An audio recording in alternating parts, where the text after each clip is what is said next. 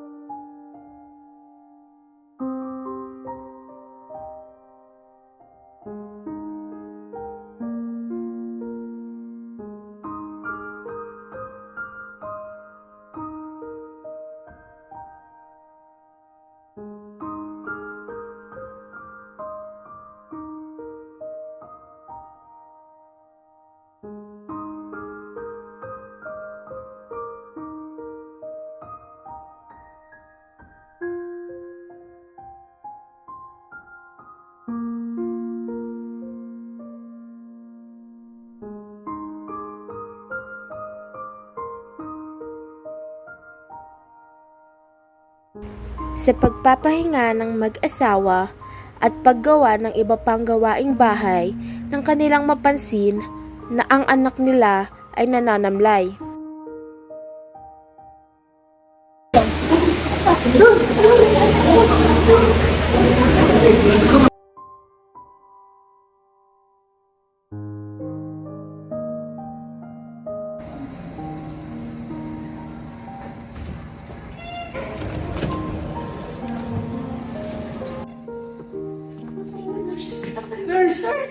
Ma'am, matanong ko lang po, ano pong pangalan ni Baby? Farm ako po. Farm po po. Ilan taon na po si Baby?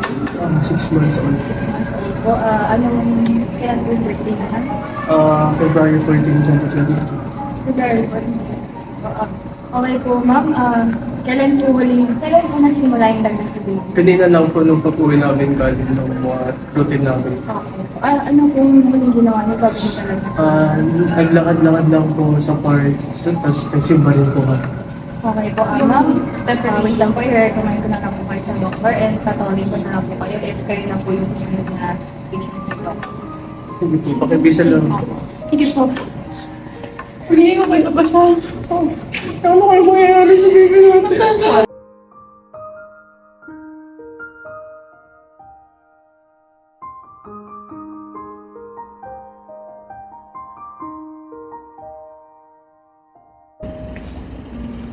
Patient ko. Good morning po, ma'am. Okay na po. Good na lang. Doc, good morning po. Ito na po yung parents ni labas po.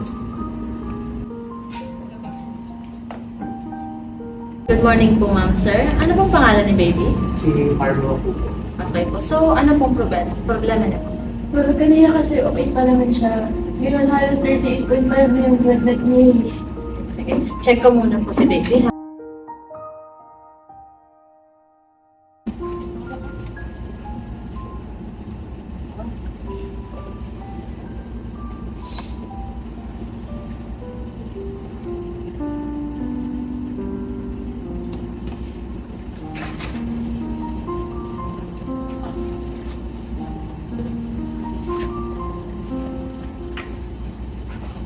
Okay po, ma'am, na-assist ko na po si baby. Pwede po kayo maghintay po doon sa waiting area po at ibibigay na lang po ni Nurse Nikki po yung kailangan po take ni baby.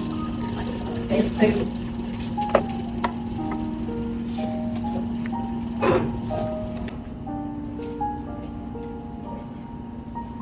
Nurse Nikki.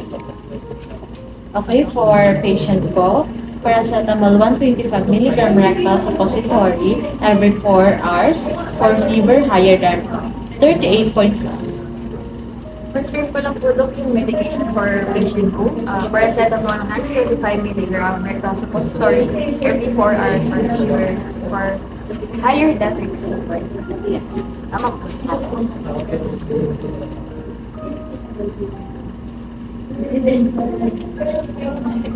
Thank you po, Dok. Binasa ng nurse ng 3 beses yung pangalan ng gamot upang makasiguradong tama ang kanyang maibibigay sa pasyente. Maingat din siya sa pag-check ng dosage at expiration date ng gamot. Pagkatapos ay inilagay niya sa record ang kanyang initials.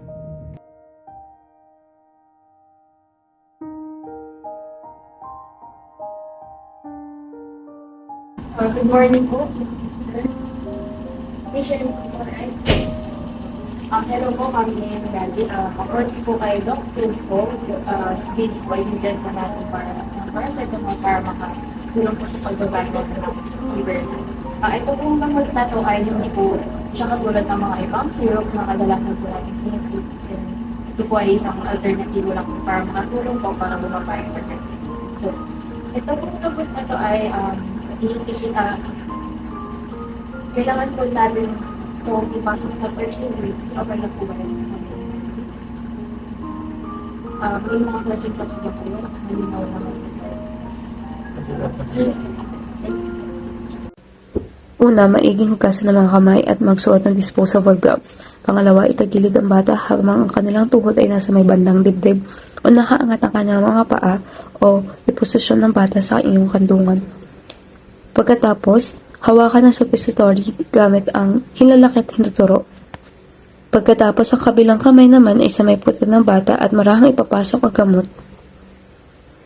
Takpan at huwag muna pagalawin ng ilang minuto pagkatapos hugasan ng iyong kamay kahit ikaw ay naka-gloves.